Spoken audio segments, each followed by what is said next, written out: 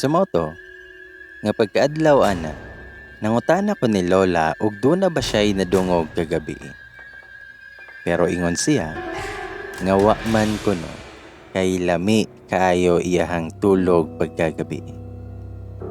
Basin daw og huna-huna arato nako. Pero sure ko, nga dili yun to huna-huna aran ako.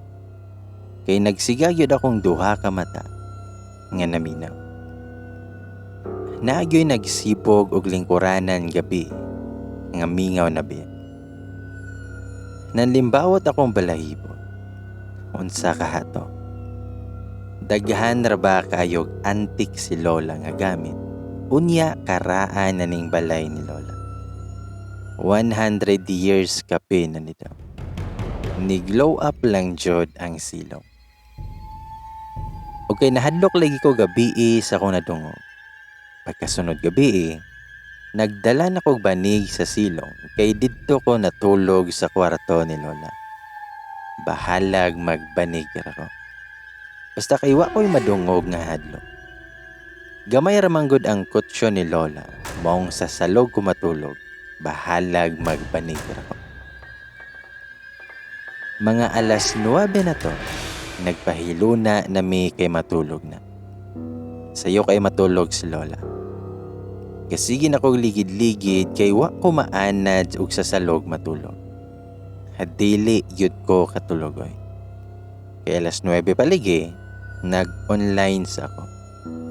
Og abtik pod kaayo nga ni chat si Lando. Nangutana siya kung naaba gihapon ko sa kwarto sa taas na tulog. Nitubag ko niya nga wala na. Dari kong Lola na tulog karon. Ingon si Lando, maayo kay araw na akay kauban dira karon. Kahibawon ako sa style ni Lando ba ug asa ni padulong. Gi-off na lang nako ang active status nako. Kay hago kay ni si Lando. Na-discourage pod lagi ko siyang mata nga dili magkauyon og asa mo tan-aw. Gisigir ako gi-scroll og pangitag asay maayo ko. Og hapit ko atakiha kay nikalit ra magtungaw nako si Lola. Puwerte na kong kurata ni Lola nga mura mag nakadungaw og lungon. Nahulog noon ang cellphone sa akong noo. Sakita ay. Ingon si Lola, nga hoy, mauli ginang makadungog na kay bisag unsa kay magbilar ka ng cellphone. Tubag ko nga, Lola ay, pakurat pod. Tubag si Lola, nga undangi na na. Puntag cellphone, udto cellphone, gabi cellphone gihapon. Wa ka mabuong anang imong cellphone day. Murag dili naman na nimo ibulag. Nitubag ko nga, lagila, matulog na ko. Tulog na dinha. Ngayon si Lola, nangadji na ka? Pangadji lagi usa matulog, di kay cellphone ang imong pangadjian. Tubagbod ko, nga lagila, mangadji na ko. Tulog na diha. Wala lagi ko makadungog og hadlok nga tingog. Ang hadlok nga kasaba po ni Lola ako ang nadungog. Ug aron mahilayo lagi ta sa mga daotang espiritu, nangadji gid ko. Gi-off na kong cellphone o gipugos na ko katulog. Pero wala jud ko katulog. Kay kusog mag-sound si Lola matulog nga mura mag naka-amplifier. Mga alas 11 na siguro to. Niabot na sa Neptune akong una-una. Wala gyoy tulog nga nahitabo na ko. Kusog man diay ni mohagok si Lola. Gikapoy na gyud ko. Pero ako mata, nagsiga pa. Igang pagyod kaayo dinhi. Nisamot pa kay kaihion pagyod ko. Gawsunon para bagyod ang CR. Sumoto nga gipugngan lang yun nako. Karon rabitaw. Bahala pod kang pantuga ka. Tigumon ra ka nako ugma. ug kay nigara man gyud akong pantog kay kaihion na gyud ko kaayo. Maikog man ko nga mopukaw ni Lola kay grabe namang tulugan. Unya lami na gyud kaayo ipagawas. Gion akong cellphone aron mag-headset ko nga mopadulong sa CR. Basta kay straight lang gyud akong tanaw. Dili gyud ko molingi bisag asa. Gi-full volume nako bahalag mabungog ko. Basta kay makaihi lang gyud ko. Dance monkey pa gyud ang ako ang gipasounds. Pagawas nako, diretso din ko sa CR. Walay lingi-lingi. Nawala ra pod akong hadlok nga didto nako sa CR. Kusog kaayo akong headset. Pagkahuman og pagawa sa gibati, dagan dayon sa kwarto ni Lola. Success. Nakaihi ra yun ko. Ako na pong problema danhi kay dili jud ko katulog. Nag-search na ko sa YouTube ug unsaon pagkatulog. Ug kung asa mga pressure points aron makatulog ko. Gisawayan ako tanang pressure points pero wa gihapoy tulog nga niabot nako. Hangtod 2:00 na sa kadlawon. Giundangan ako Gipiyong na laman ako ang mga mata.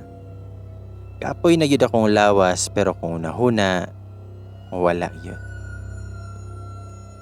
Pero, nisamot pa jud ko kagahi. Kay diha may nikaraw sa gawas. Nigahi gyud taman kay gipaminaw na. Mura magnaay naguyod og puthaw. Tiles baya ang salog dinhi sa ubos. Dungog kayo nako. Og taod-taod lang kay naay ni able sa portahan nga murag sa CR gito dapat. Nag-CR pud kaha ang kalag. Bitaw. Namugnaw gyud taman nga wala nako kalihok. Gapitok-pitok ra ako ang mga mata. Naayoy sige gilakaw-lakaw sa gawas nga gatini nga lain kaayo paminawan. Nagbukot og habol Unya, nag-headset ko. Bahalag igang kayo. Gipaningot na kog maayo sa kakulba po na ako. Ug murag mo gawas na akong heart sa kuntilaok. Tagaktak na ako ang mga singot. Mura na ko gidauban sa kaikan. Naghuot na yun akong dughan sa kahadlok. Pila yun to ka minuto na akong bukod. Pero wa na yun ko kaagwanta. Kay murag dili na yun ko kaginawa. Gilabay na kong hapon. Gipaningot na yun ko taman. Og basa na kaayo akong sanina sa singot. Lupig pa'y nagjag. Karon ra gyud ko naka-experience ani ba. Namagutong ako mga igagaw na ako og dinhi ko matulog sa una. Pero nganong mahadlok bitaw ko nila. Og mahadlok daw ka, mugara na sila. Ako rumaykan si danhi kay wa na ko'y tulog. Nibangon ko Nangukay kog sanina ni Lola kay basa kayo kong sanina og singot. Pero unsaon man nga puros man pantigo lang ang mga sanina danhi. Nga panahon pa maning Maria Clara. Napoy duster nga binulakan. Wala na yun ko'y choice kundi suoton na lang nako ang blouse. Nga murag si Nina ni Cordapia. Bisag ko sa kaon ko sa baho giagwanta ginako. Gipiyong nako ako mga mata og nag-ihap ko 1,000 paubos sa kuno. Tungod siguro sa kakapoy na gyud sa kong lawas. Nakatulog yun ko. Pagkabuntag, sige kong ingon ni Lola nga naagyoy something aning balayan. Wala pa siguro ka move on ang nagpuyo dani sa una maong sigig paramdam. Ako rabayoy gitarget. Ingon si Lola, nga huna-huna raligina nimo. Sige manggod kag cellphone. mauna. Itubag ko nga, dili lagi la. Ipa-pray over na to ning balaya, kay wala pa ka move on ang mga kalagdan eh. Itubag si Lola, kadugay na akong gapuyo dani. Wala man ligi ko kabate. Itubag pud ko, nga gi-skip kala kay basig mahadlok sila nimo. Ingon si Lola, nga hilom ragod diha Helga, na mahulay na tawon to sila, ug dili na nato hasulon. Dili yun mo tuon ako si Lola, ug ako ra gyud gitripingan danhing mga kalagan eh. Wala man ni sa una. Pero karon naman pud ko katulog danhi nga kamerang Lola. Basig na ay bulawan nga gilubong nila danhi ba. Ilang gibantayan kay mahadlok og akong kutkuton. Pila na kagabi nga dadto ko natulog ni Lola. Bahalag igang kaayo kay dili pud moangay si Lola og electric fan. Sige ra kog pamaypan. Naka-adjust raman pud ko sa sulog matulog. Kay basig birahon ra kog galit kung didto ko sa taas matulog. Dili siguro sila mosulod danhing kwarto ni Lola. Murag dinhi gyud ang safe zone. Ug hantod mga 1 week na, wa na gyud ko'y nabatian nga bisag unsa. Hamugaway na ako mga gabi bisag ika. Wala na pod ko kita ni Lando. Asa nakato gibutang ni Lord. Wala na may tigpangayog kamunggay. Wala na pod nagchat. Maayo ra pod kay wala yud ko kauyon sa pagsinumpaki ay siyahang mga mata. 2:00 na siguro to nagpa-aircon ko sa taas kay igang kayo ang panahon. Cellphone na pod og tago-tago ni Lola kay makasab-an kog sige glanta og cellphone. Gatan-aw ko kay drama nga Hotel de Luna. Unya i-fast forward na ko og hadlok na kay naarabayud ko sa haunted house ni Lola. Drama na kaayo ang akong gilanta og hapit na ko sa ending. Sa dihang naay murag ni Tuktok. Giundang sa nako ang drama og ipaminaw og naabay ni Tuktok. Ni Tuktok na pugbalik katulo kanang hinay ra bitaw nga murag walay gana nga ni Tuktok. Niingon na lang ko nga abli man ala. Pero wala may ni abli sa pultahan. Gitanaw yun ako og motuyok ang doorknob pero wala man. O kaning naka-experience na lagi taglain. Sure ko nga dili yun ni si Lola pa. Dili ni si Lola. Namugnaw na pud ko. Nisingit ko kusog kaayo o gitawag na ko si Lola sa silong. Naabot siguro to akong tawag sa pikas sa balay ba. Hingon si Lola, nga naunsa man kadihaday. Nitubag ko nga, asa man kala. Hingon si Lola, nga naa ako daray sa silong. Ako siyang giingnan, nga anhi sa darila, kay naay nanawag. Hingon si Lola, nga ikaw na og dariday. Tubag pug ko, nga diari lang, kay kusog ang signal darila.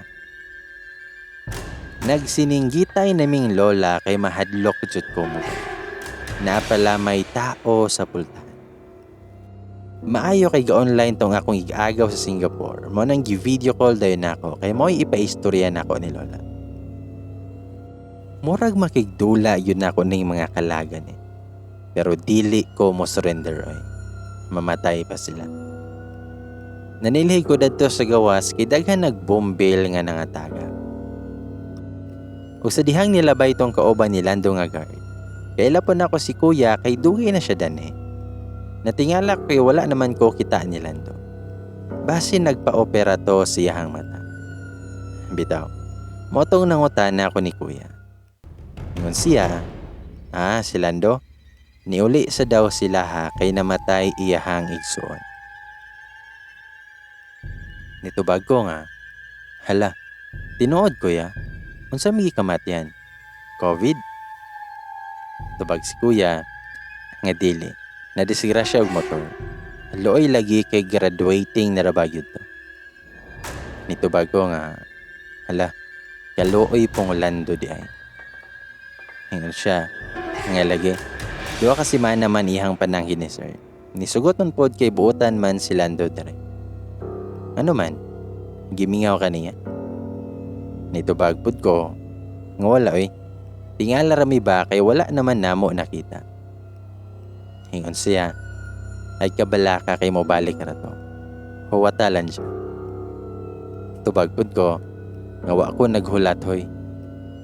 Yan si kuya, istorya he. Lami pod ni silihigon si kuya nga kauban ni Lando ba. Namatian di ay si Lando.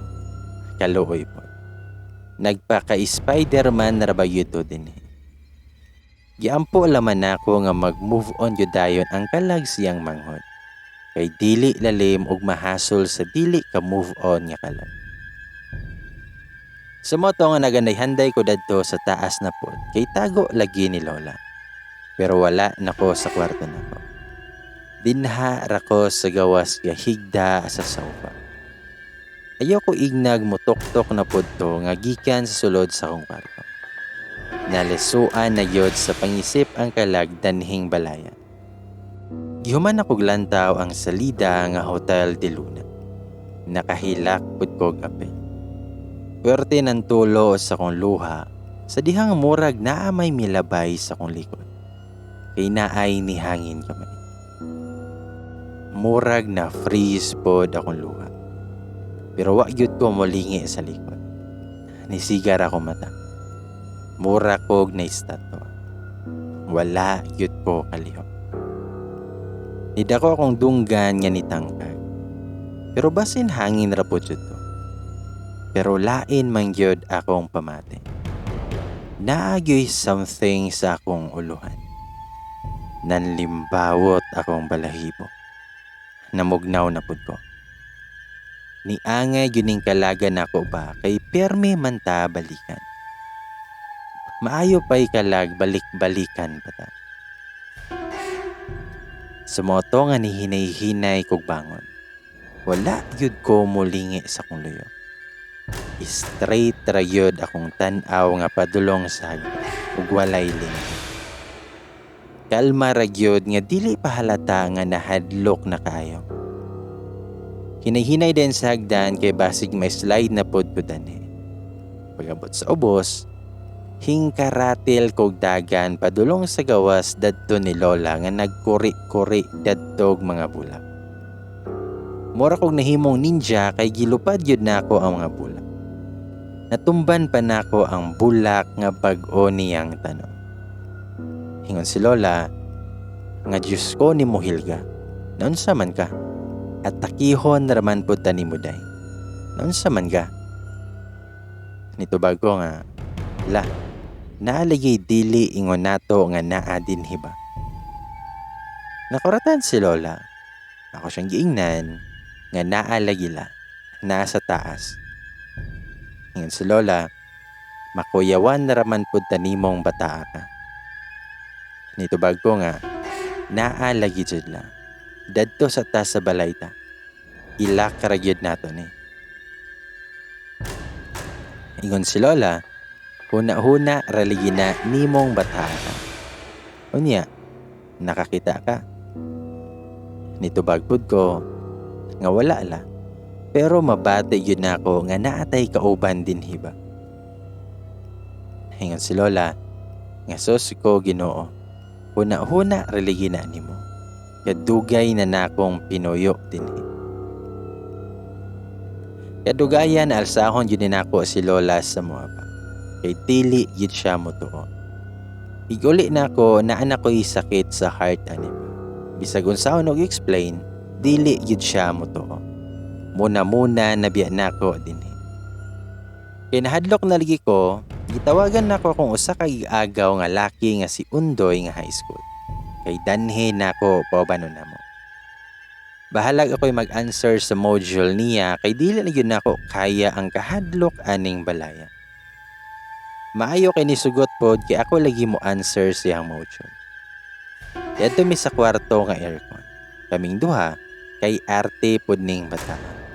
Ug usa ra may aircon aning balay. Bintaha pod kay naa ko'y kauban. Sa salog siya ug ako sa kutsyon. Nangutan ako niya nga doy, wa kay na feel aning balay ni Lola. Nitubag si Undoy, unsay na feel? Naiungo ani? Nitubag ko nga, mura. Tubag siya nga, wala man. Sige naman kog katulog din Wala man ko unguan. So siguro ako ra gyud di ay ba?